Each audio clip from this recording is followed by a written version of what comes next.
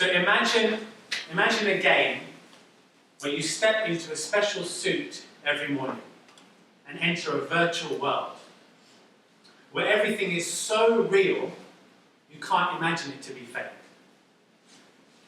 The roses smell sweet, the sky is a deep blue, and you can feel the water against your special suit. And then every night, you throw the suit down and you fall asleep. You lose total consciousness of the game like it never existed. And then every morning you wake up and you put the suit and special headgear on again, switch on the 5 senses, and start this world all over again. And then at night, again, you switch the game off, lose all connection with the world, and the next day, you do it again. Welcome to Maya, delusion. Welcome to the game. Welcome to your life. The truth can be felt when you stop the game and you meditate, you go within. When you step back from the virtual world of energy pretending to be solids, energy pretending to be solids, remember, you know there's nothing solid, right? You know this is not solid. You know that from physics, not just metaphysical 2,000-year-old nonsense. We know now there's no solids. It's all a dream. None of this exists. This is vibrating, this is energy, right? When you step back from the virtual world of energy pretending to be solids, and you ask yourself what it all means. The truth can be understood through yogic and metaphysical sciences taught to us by the masters. The truth can set you free from this game. The question is, are you ready for the truth? See, it's a game. You go to bed at night and you forget all of this stuff. Your 5 sensory headgear is off. Your suit of feeling and moving around the world is off. It doesn't exist for all you know. You may never wake up again. When you're sleeping and dreaming, you don't know it's this body. Nothing works in the body. And then when you wake up and you get back in, you won't go into the world and you get your programs running. Oh, I smoke cigarettes. Oh, I do this. Oh, I get stressed at this. Oh, I eat this. And you go through and you bumble through and oh, that's that. And oh, look, that's that. And you go back, clean it all up, you drop yourself down again. And you wake up in the morning, oh, that's that. What are you doing? Who is the you that puts the suit down and sleeps? When you're not aware of the world, where are you? Who are you? You're still alive, because you know you slept because you wake up and you know how you slept. So you know something is happening, but you're not in your suit anymore. You're not part of this, but so there's a you inside you.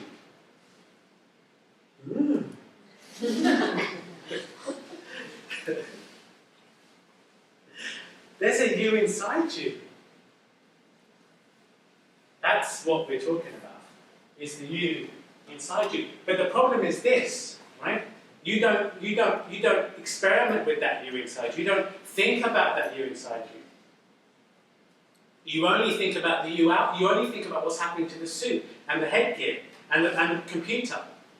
And you dump your body at night, and then you wake up and you again start the same programs, and very little does it change. You moan the same moan. From 20 to 60, 80, you moan the same moan. When you don't change the moan, it's normally the same groan and moan, the same things. You don't really make any progress until you actually step out of the suit or come to places like this or go to people that can actually help you to think about yourself. Then you change some of the programs. Otherwise, it's the same. Do the same thing. But what about the fact that we spend maybe 1/3 of our life out of the suit, sleeping? It's almost, some of you, half of your life is spent sleeping or getting up, going to bed. That whole process of hangover 10 to 12 hours in bed. You spend almost, 1/3 to half your life knocked out. What's happening there is that's the real you. You've got to work on who that is. You intoxicate yourself, go to bed. You go to yourself bed stressed. You wake up thinking about what happened in the suit world. and the virtual world. But what about the world in you? What about the you in you? That is called the soul. That you in you, that you wander into at night, that God blessed us with sleep because He said, look, you guys are going to drive yourself totally nuts if I don't force you to have a break at night and sleep. If I let you carry on the way you are without breaks, in 5 years you'll all be finished. Imagine if there was no sleep, there was no that respite, compulsory every 24 hours. You'll all go completely mad. Because constantly you'll be thinking. Constantly you'll be trying to achieve, right? Constantly you're going to be like performing your habits over and over again. If you're a drinker, you'll drink constantly. There'll be no chance for the body to rest. If you're a worrier, you'll worry constantly. God, the universe, blessed us with sleep because He knew it would destroy us as we didn't have some time. And what is happening in sleep is going into your soul. That's why you feel good in the mornings, because you've gone back to your rejuvenating, energetic self, your chi, you settle, you come back out. A little glimpse of what the soul is. Meditation is when you go to that soul consciously. You go in there in a waking state.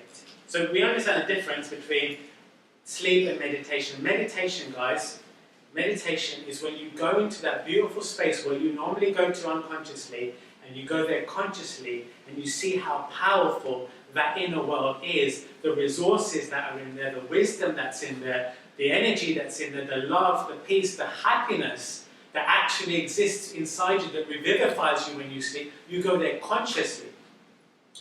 And that's what meditation is, conscious entrance into the soul. A conscious entrance where you get to have an experience of your soul, of the spirit, of light, of God, whatever we think is over there in the clouds, or some weird thing. Meditation consciously switches off that suit, but you remain conscious because you don't die when you're asleep, right? You know that because sometimes you dream. And in that consciousness, you go into that inner realm, and then your life has changed. Because then you realize how much power you've got. But until you experience your power inside, you feel it like I've felt it, like people I know have felt power, felt what comes with it, you still believe that this world is powerful, right? And then we continue to do the same thing we're doing, which I've explained to you, is you believe all your power sits outside of yourself. And that's the biggest load of bullshit that you've ever heard in your life, that your power lies outside of yourself. That it matters that somebody loves you. That it matters that the food is right, that everything is perfect, that it matters that people care for you. It doesn't matter. None of these things matter. What matters is how you feel about yourself, what you give out to people, not what happens in back, because you don't need any of that. What you need is yourself again.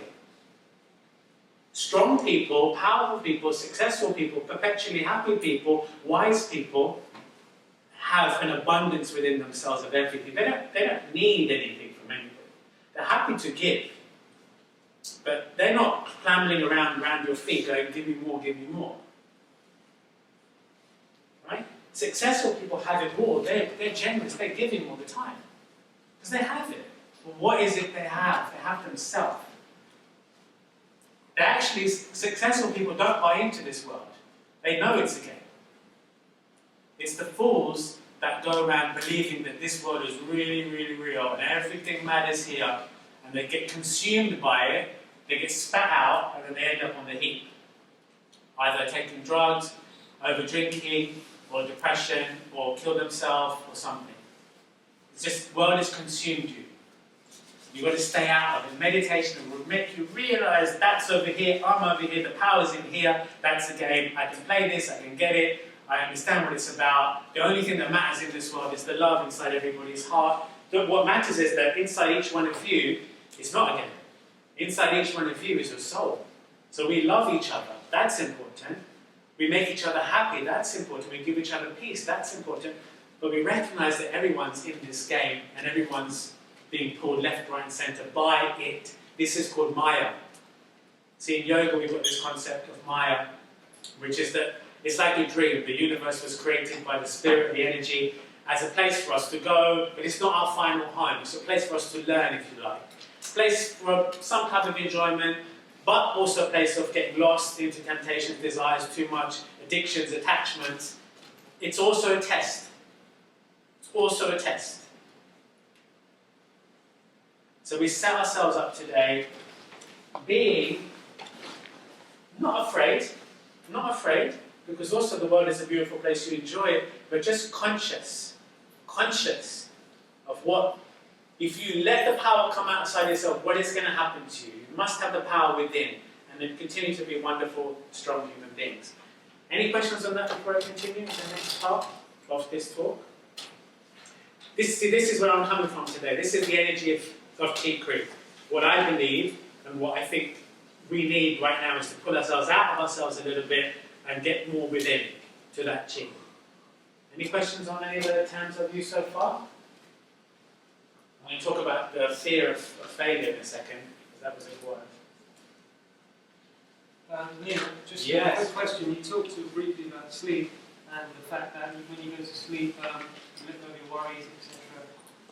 Sometimes.